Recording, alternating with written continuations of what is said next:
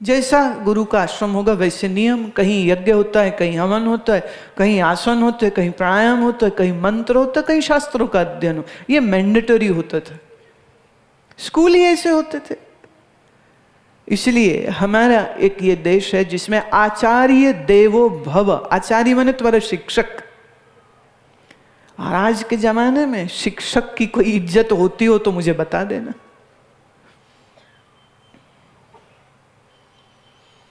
धन के लिए पढ़ा रहा है, स्टूडेंट को भी पता है, just a little going away from my subject. School में पढ़ाने वाले टीचर्स अगर स्कूल में ही ठीक से पढ़ा देते तो ट्यूशन की जरूरत क्यों होती? वही टीचर बाद में ट्यूशन के अलग से पैसे बनाता है, अगर वही मेहनत वो क्लासरूम में कर देता तो सब बच्चे पढ़ सकते थे। और मेरा ये सुझाव है, अगर कोई हिम्मत वाला प्रिंसिपल यहां बैठा हो तो वो सुने, ट्यूशंस को बंद कर देना चाहिए। No private tuitions. अगर कोई बच्चा नालायक है या ठीक से कर नहीं रहा है तो ये स्कूल की जिम्मेदारी होनी चाहिए कि after the school ends teacher भी रुके और वो बच्चा भी रुके और उसको एक्स्ट्रा क्लासेस कराए जाएं। आप फीस किस लिए दे रहे हो स्कूल में? ये बिल्डिंग फंड, ये फलाना फंड, ये स्पोर्ट्स फंड, ये एनुअल डे फंड, ये कंस्ट्रक्शन फंड, ये इसका फंड, ये उसका फंड, ये स्कूल की फीस, ये यूनिफॉर्म की फीस, ये किताबों की फीस, ये बैग, ये शूज। पेरेंट पूछता है प्रिंसिपल, और जी पढ़ाई, वो कहते उसके लिए ट्यूशन कर लेना।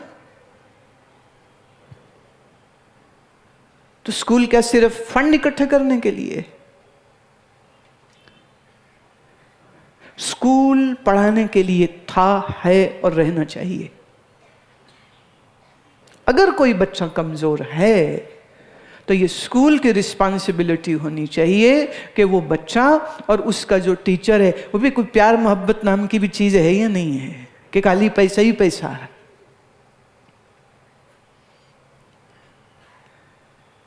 अगर आप अपनी क्लास में ईमानदारी से बच्चे को पढ़ा लेते तो शायद बच्चे को ट्यूशन की ज़रूरत ना पड़ती। पढ़ जाए तो फिर इतना जिगर टीचर में भी होना चाहिए कि वो थोड़ा सी अलग मेहनत उस बच्चे को करा दे। अगर वो तुम्हारा अपना पेट का जाया बच्चा होगा तो क्या उसके साथ मेहनत नहीं करते? Why can't you do it for all your students? यही फर्क है।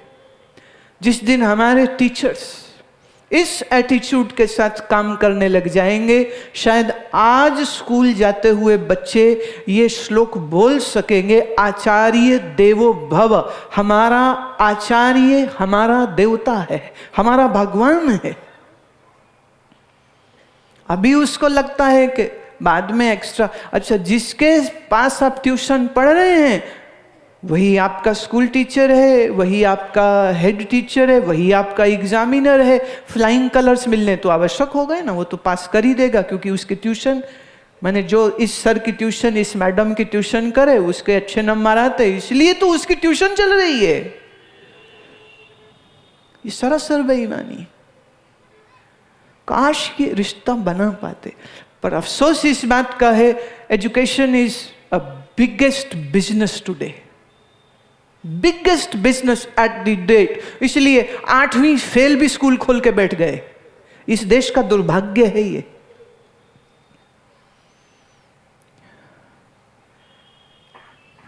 अपनी जिसकी बीटेक बामुश्किल पूरी हुई हो उसी को सैलरी रख के टीचर बना लेते हैं। खुद ही पास किया है, अच्छे नंबर से पास कर देंगे तो चलो कोई बात नहीं, उन्हीं को टीचर बना दो। इसी से इंस्टीट्यूट खुलते चले जा रहे। उसकी इंटेग्रिटी क्या है? उसकी दी गई एजुकेशन की वैल्यू क्या है? कौन उसका मापदंड करेगा? लेकिन इस देश का ये एक इतिहास है कि एक समय में यहाँ पढ़ाने वाले शिक्षक को परमात्मा का स्वरूप माना जाता था। आचार्य देवो भव। I really hope and pray ऐसा हो। और मुझे बड़ी खुशी है इस बात की, मेरे कुछ एक शिष्य जो स्कूल चलाते हैं, जो खुद टीचर्स हैं, पिछले दिनों संजोग ऐसा हुआ कि एक लड़की की इलाहाबाद में सरकारी स्कूल में नौकरी लग गई टीचर, तो वो मिठाई लेके आई और पहली तनख्वाह लेके आई कि ये मैं आपके लिए, मेरी जॉब हो गई और ये मेरी पहली सैलरी है। तो मुझे उससे बात करने का अवसर हुआ, तो मैं उससे ये कह रही थी कि देखो, ये सरकारी नौकरी मिली है तो ये मत समझना कि वहाँ बैठ के तू खाली सिलाइयाँ बुन लेगी, गन्ने खा लेगी, सो के आ जाएगी, बच्चों से काम करवा लेगी और पढ़ाई नहीं कराएगी। अगर तूने ऐसा किया तो ये अच्छी बात नहीं होगी। तुम ये समझो, तुम्हारे ऊपर आने वाली हमारी पीढ़ी को संस्कारित करने की जिम्मेदारी है। तो जहाँ तुम फिजिक्स, ज्योग्राफी या मैथ्स कुछ पढ़ाओ, ईमानदारी से पढ़ाना और अच्छे से पढ़ाना। दूसरा, बच्चों को कुछ मॉरल साइंस, कुछ एथिक्स, कुछ एटिकेट्स की बात करना। अफसोस है आजकल माँ बाप खुद बिगड़ी हो गई औलाद, आगे बच्चों को क्या संस्कार देंगे। शायद मेरी उम्मीद, मेरी होप मेरे शिक्षकों से है।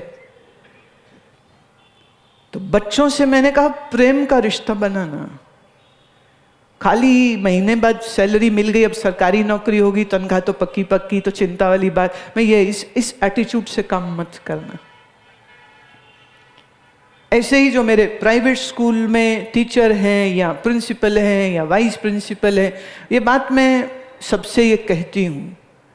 और मुझे बड़ी खुशी हुई, पिछले दिनों एक स्कूल के वाइस प्रिंसिपल अपने स्टूडेंट्स को बस में भर के आश्रम लाए। और मालूम क्यों? वो बच्चे सब मिलना चाहते थे, देखना चाहते थे उस व्यक्ति को जिससे इंस्पायर होके उनकी टीचर उनको ऐसी ऐसी बातें सिखा समझा रही है कि इन बच्चों के माँ बाप कहते हैं कि बच्चे हमारी बात नहीं सुनते, लेकिन मैडम ये आपकी बात सुनते हैं।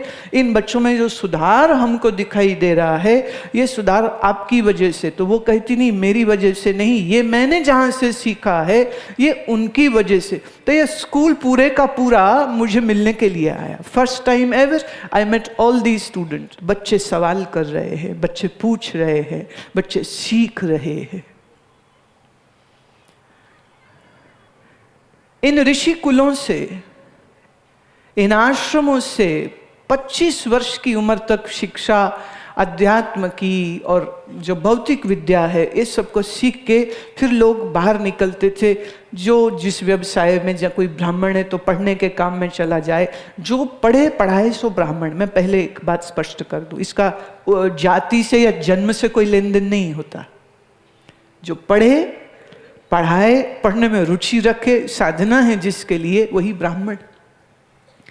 तो अपने अपने कार्य में लग जाते। और जो क्षत्रिय होते वह राजकाज के कार्य में, सेना में, वहां पर चले जाते। लेकिन उनकी आधार क्या होती थी? आधार उनकी धर्म होती थी, आध्यात्मिकता होती थी। ब्रह्म मुहूर्त में उठना, मंत्र जप करना, दान देना, हाथ से सेवा करनी। क्योंकि इन गुरुकुलों में कोई भेदभाव नहीं होता। जिस जगह सुदामा पढ़े उसी जगह कृष्ण पढ़े। कीमत उस स्कूल के आचार्य की होती थी, बिल्डिंगों की नहीं। फिर कह दूं, आज बिल्डिंगें तो एयर कंडीशनड हो गई हैं, पर एजुकेशन गायब हो गई है। तो बच्चे जमीनों में सोते थे। याद है ना सुदामा और कृष्ण की कहानी कि एक सर्दी की शाम थी और लकड़ी काटने को चले गए सुदामा और कृष्ण। बारिश हो गई बड़ी जोर से शुरू, तो पेड़ में चढ़ गए कि पानी बहुत भर गया था और भूख लगी कृष्ण को भी और सुदामा को भी। और कृष्ण को आवाज आ रही है, कुछ खा रहे हो सुदामा? वो कहते नहीं मित्र, कहाँ, ठंड के मारे दांत किटकिटा रहे। थोड़े से चावल थे ना, बच्चे थे सुदामा, देने का मन नहीं किया तो मित्र को झूठ बोल दिया। कृष्ण चुप रहे। ठीक है भाई, मान लिया कि तेरे दांत किटकिटा रहे हैं, पर देखिए सुदामा की कही गई बात उन्हीं के लिए सत्य हो गई। शिक्षा पूर्ण करने के बाद घर को लौटे तो पंडित का कार्य करना शुरू किया, लेकिन अजीब बात, उनको ना कोई शादी के लिए बुलाए, ना मुंडन के लिए बुलाए, ना किसी संस्कार के लिए बुलाए। झूठ बोला था ना, ठंड में दांत किटकिटा रहे, अब भूख से दांत किटकिटाते थे। असत्य नहीं बोलना चाहिए। कोई लोग पूछते हैं ना पाप क्या है, मैं कहूंगी झूठ बोलना पाप है। और हम लोग अपने झूठ को जस्टिफाई करते, नहीं जरूरी था, जरूरी था इसलिए बोल दिया। सुदामा झूठ बोला था, खा नहीं रहा हूं कुछ, दांत किटकिटा रहे, ठंड लग रही है।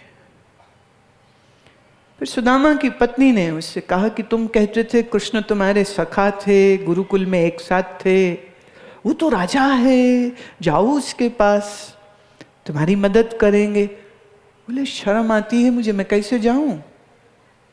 तो जबरदस्ती भेजा। वो खाली हाथ नहीं जाओगे, कुछ तो ले जाओ साथ में। घर कुछ है ही नहीं। पड़ोसी के घर से चावल उधार लिए, गांठ में बांधे, सुदामा को दिए। सुदामा चल के गए द्वारिका, तो द्वारपाल ने अंदर जाने न दिया। वो कहे कृष्ण मेरे मित्र हैं। द्वारपाल कहे अपनी हालत तो देख जरा, फटी धोती, फटा कुर्ता, पांव में बिवाइयां, सिर में कभी तेल न पड़ा होगा तेरे, और तू मेरे कृष्ण का, हमारे राजा का तू मित्र है, बोलते में शर्म नहीं आती तुझे? How is it possible that a king is friend to a pauper? कहाँ तू, कहाँ वो, भाग यहां से। 2 दिन तक वो वहीं बैठे रहे। फिर कहते हैं टहलते हुए श्री कृष्ण की दृष्टि पड़ गई, खुशनसीबी है सुदामा की दृष्टि पड़ गई। तुरंत कहा अंदर लाओ उसको। अंदर भागे गए, अंदर खबर पहुंचवाई रुक्मिणी को, मेरा बालपने का मित्र आया है, मेरे गुरुकुल का मेरा सखा आया है, जल्द जल्द तैयारी करो, उसके पांव को धोएंगे, वो थका आया है। सुदामा जी का हाथ पकड़ा, महल में ले आए। कहाँ बैठाया? अपने सिंहासन पर बैठाया। यहां बैठ, इसको कहते मैत्री, इसको कहते दोस्ती। पैर धोए सुदामा के, और धोते हुए कृष्ण रोते हैं, तू नंगे पांव आया, तू मुझे कह देता, मैं रथ भेजता, मैं घोड़ा भेजता, तू नंगे पांव आया। रुक्मिणी हैरान कि ये कर क्या रहे हैं? मित्र है, ठीक है भाई, खिलाओ पिलाओ, कपड़े दो, पैर धोने की क्या जरूरत? दास दासियां हैं, नौकर हैं, पर याद रहे प्रेम में खुद ही कार्य करना होता है, ना कि नौकरों के जरिए। बात से बात निकलती है तो कहती हूँ, एक बार मैं कलकत्ते में एक बड़े भारी सेठ जी थे, उनके घर में भोजन के लिए गई। बहुत बड़े उद्योगपति। तो ऐसी बड़ी चांदी की थाली आई, उसमें कई प्रकार का भोजन पड़ा है। मैंने खाया। अब उन घर की सब औरतें खड़ी हैं। अब जैसे कोई चीज़ चाहिए, रोटी के, पूड़ी के, ये या वो, तो वो आवाज़ मारती हैं नौकरों को, लाओ ये लाओ, वो लाओ, ये लाओ, वो लाओ। मैं चुपचाप भोजन खाया। खाने के बाद मैंने कहा, ये भोजन किसने बनाया था?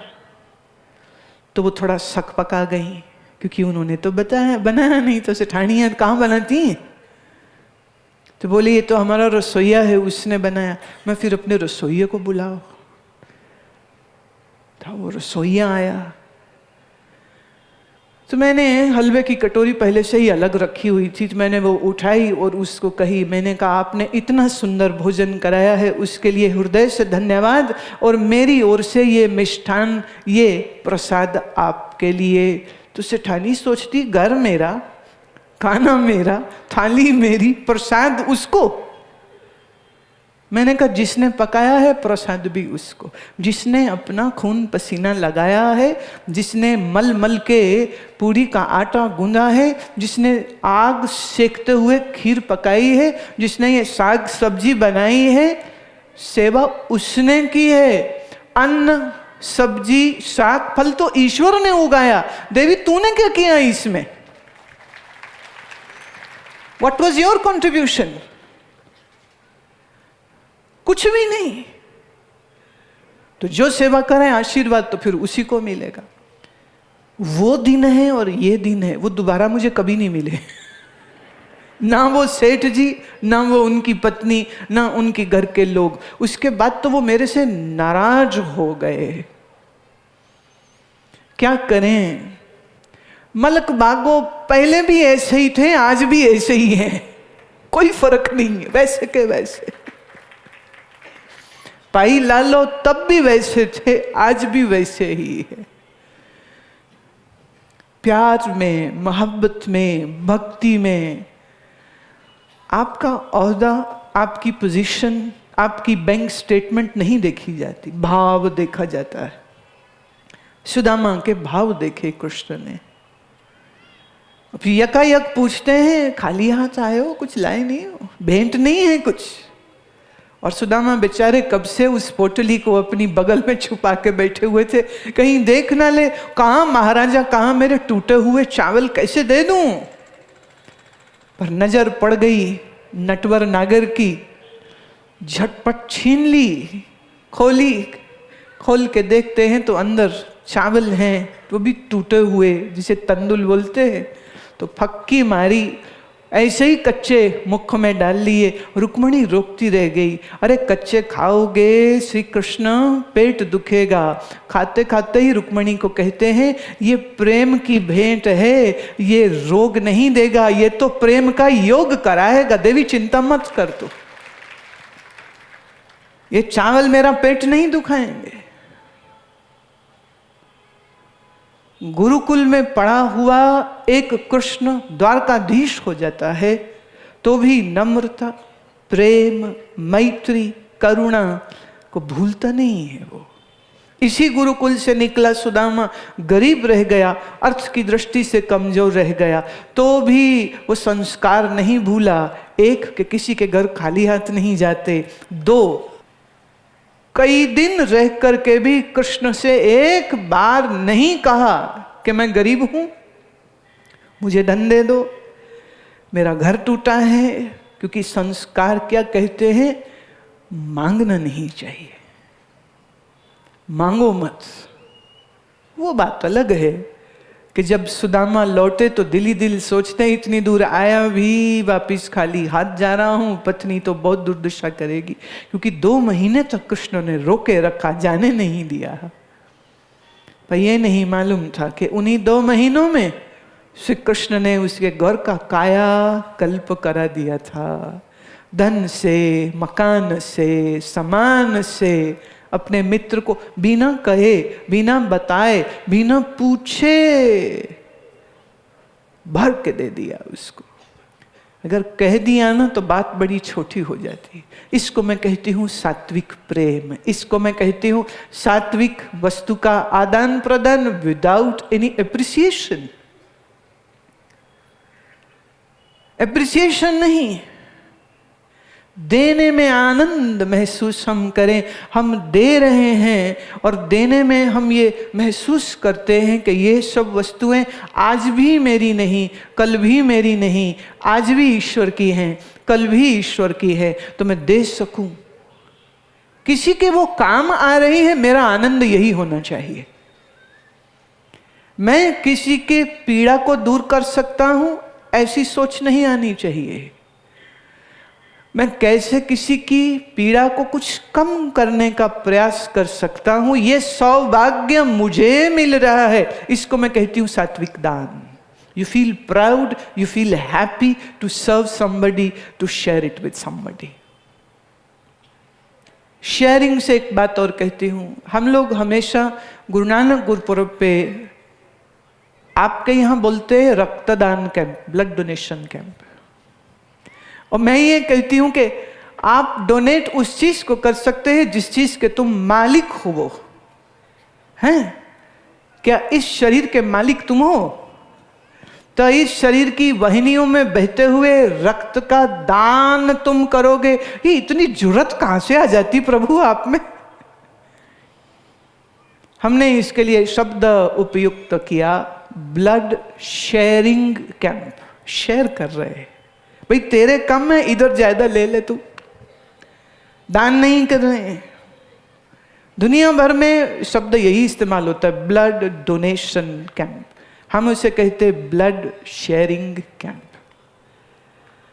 हाँ, सबसे पहले मैं देती हूं, उसके बाद फिर मतलब मेरा नंबर उसमें जरूर लगेगा, चाहे शुरुआत में दूं, चाहे बीच में, चाहे आखिर में। बात से बात चल रही है तो हुआ यूं कि उस दिन उन्होंने मेरे को प्रार्थना करी, रेड क्रॉस के लोग आए हुए थे, उनके साथ ही करते हैं हम। कहते ये जितना आया है ना, ये तो कल शाम तक ही फिनिश हो जाएगा, कितना चाहिए होता है। तो उनने कहा मैं हाथ जोड़ के बेनती करता हूं कि आप हमें जल्दी जल्दी बुला लिया करो। मैंने कहा देखिए, अब नेक्स्ट जो प्रोग्राम है वो तो है जलंधर में, है ना, तो जलंधर के साग, मक्की की रोटी, मक्खन, लस्सी, परांठे खाने वाले तगड़े शरीर मिलने मुझे हैं। तो इन तगड़े तगड़े शरीरों से पूछ लूंगी, क्या तुम ब्लड शेयर करना चाहोगे? अच्छा, थोड़े से ही हैं, बाकी नहीं देना चाहते हैं।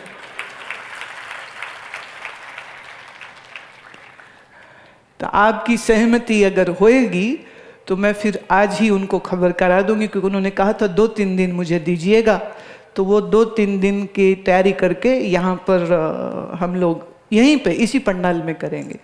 दूसरी चीज़ जो एक मैं ये सोच रही थी वो ये कि देखो, टीवी में आप सुनते हो, अच्छी बात है, तो टीवी में सुन रहे हो तो फिर भी मुझे यहाँ आने की क्या ज़रूरत, पर फिर भी आई हूँ तो कुछ अलग तो होना चाहिए।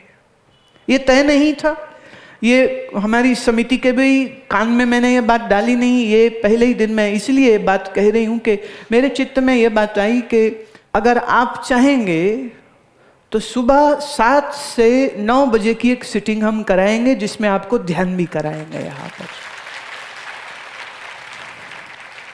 क्योंकि ये चीज़ टीवी से नहीं हो सकती है, ये चीज़ यहीं हो सकती है, आमने सामने हो सकती है। एक दिन मैं सिखाऊंगी आपको कि नाम जप। देखिए, आपका जो नाम है, नाम देना नहीं है मुझको, नाम फिर देने की चीज़ नहीं होती, कोई वस्तु नहीं है वो। आपका जो भी नाम है, जो भी मंत्र है, डजंट मैटर्स टू मी, मुझे चेला नहीं बनाना किसी को, लेकिन मंत्र साधना करने का सही तरीका क्या है, जिससे करते हुए आपका मन एकाग्र हो जाए और इतना रस, इतना आनंद आप अनुभव करें, जिस आनंद की अनुभूति संतों ने, भक्तों ने अपनी वाणी में बार बार की है। आप तो करते हो तो मन 10 जगह भाग रहा होता है, और वो करते हैं तो कहते हैं मस्ती आ गई, मस्ती आ गई। तुम्हें क्यों नहीं आती मस्ती? क्योंकि तरीका गलत है। तो सही तरीका क्या है, एक दिन ये रखेंगे सुबह की सिटिंग, और दूसरे दिन जो है उसको हम और दूसरा एक ध्यान का प्रयोग, जो आपको अंतर का रस क्या है उसकी अनुभूति दे सके। देखो, आप 1000 किस्से कहानियां सुना लो कि रसगुल्ला ऐसा होता है, वैसा होता है, ऐसा होता है, पर जब तक मुंह में डालो नहीं, मजा कैसे आता है। ऐसे ही मैं ध्यान के बारे में जो मर्जी बोल लूं, जब तक आप ध्यान का गोता खुद नहीं लगाएंगे, आप नहीं जान सकते हैं कि कितना सहज है और कितना रसदायी है और कितने आनंद की ये अनुभूति दे सकता है। And it's so beautiful. पशु पक्षी को मैं ये चीज नहीं सिखा सकती हूँ, ये सिर्फ मनुष्य सीख सकते हैं। ये तुम्हारा अधिकार है, क्योंकि ये तुम्हारी क्षमता है। It's your capacity to learn and to do and to practice it. Being a human, it's important. Learn to sit quietly with yourself. खुद के साथ बैठ सको और आनंद की अनुभूति कर सको, ये बहुत जरूरी है। अभी क्या है, तुम्हारे हाल ये हैं, कोई सहेली, कोई दोस्त चाहिए जिसके साथ बैठे तो अच्छा लगे। कोई बाल बच्चा, बहू बेटा, नाती पोती साथ हुए, गप गपौड़ी चले, समोसे चाय खाते हुए बड़ा मजा आता है। पर अगर मैं तुमसे कहूं कि खुद के साथ बैठो और अकेले बैठो तो तुम कहोगे लो जी ऐसा, हम तो पागल हो जाएंगे, हम अकेले कैसे बैठ सकते। और मैं ये बात कहती हूं, कल्ला है सो अल्लाह है, दुवल्ला है सो चल्ला है। जिसको अकेले होने का रस आ गया, उसके अंदर आप परमात्मा आ गया।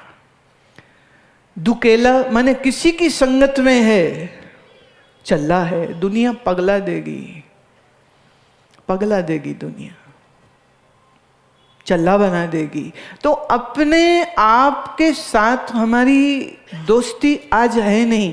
सच तो ये है कि हम अपने आप से न तो मोहब्बत करते हैं, न अपने आप को समझते हैं, इसलिए दूसरों को ढूंढते रहते हैं। तुम्हें आजकल ये सेल्फी का बड़ा जमाना हो गया ना, न्यूज़ में आया कई लोग तो मर गए, पहाड़ के किनारे में खड़े होकर सेल्फी ले रहे थे, नीचे गिर गए, नदी में गिर गए, डैम से गिर गए। अमेरिकन साइकोलॉजिकल एसोसिएशन ने सेल्फी लेने को मानसिक रोग कह दिया। सेल्फी ले रहे, मैं खाना खा रही हूँ, मैं ये कॉफ़ी पी रही हूँ, हवा बड़ी अच्छी चल रही है, देखो मैं मेरे दोस्त के साथ बैठी हूँ, अपनी ही फोटो लिए चले जाए। बड़ी मज़ेदार बात होती, कई बार जैसे अभी कुछ मौका मिला, कहीं पर मैं थी पहाड़ में, तो रास्ते में हम लोग रुके कुछ देर, तो हमारे सामने एक और गाड़ी आके रुकी चाय पीने के लिए। तो इतनी सी छोटी सी 5-6 साल की बच्ची निकली, फ़ोन लिए और वो फ़ोटो खींच रही। पहले तो उसने अगल बगल सबकी फ़ोटो खींची, फिर वो अकेली खड़ी होके मुंह बना बना के, पोज बना बना करके वो अपनी फ़ोटो लिए। तो मैं बहुत देर तक देखती रही, मैंने कहा इतनी छोटी बच्ची और पोज कर रही है। पर फिर समझ आया कि इतनी जल्दी ट्रेनिंग कैसे हो गई कि वो थोड़ी देर में उसकी माताजी आ गई, अल्ट्रा मॉडर्न ड्रेस्ड, और फिर उसने भी वही काम किया, पहले सारे फोटो लिए और फिर अलग अलग मुंह बना बना करके पोज कर करके वो अपनी फोटो लेती रही। तो मैं देखूं यथा माँ तथा पुत्री दोनों एक से है। पीछे उनके डैड आए तो डैड भी वैसे, डैड इज मैड, डैड भी वही। और मजा तो तब आया जब उनका ड्राइवर निकला, वो भी सेल्फी ले रहा। अपने आप से मोहब्बत करते तो किसी से लाइक और किसी से अटेंशन मांगने की जरूरत न रह जाती। ध्यान हमें अपने आप से मोहब्बत करना सिखाता है।